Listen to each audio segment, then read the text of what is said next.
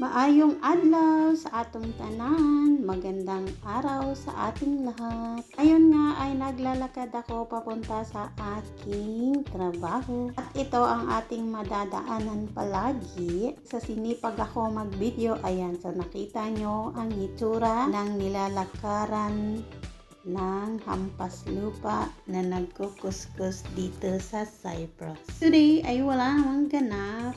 Naglalakad lang ako dyan at papunta ng bus stop. Kasi dito guys, kailangan mo nasa bus stop ka talaga maghintay dahil may time ang mga bus dito. Pag nalampasan ka nga ng bus, abay maghihintay ka pa ng 25 minutes or 10 minutes maximum. Pag linggo kasi guys, hindi lahat ng mga bus ay nagbabiyahe. Kasi nga syempre nagpapahinga din yung mga driver, no? Mga bumabiyahe ng mga bus is hindi lahat. Siguro mo bumabiyahe is 10 or 15. Ganon. Kaya madalang lang ang mga bus.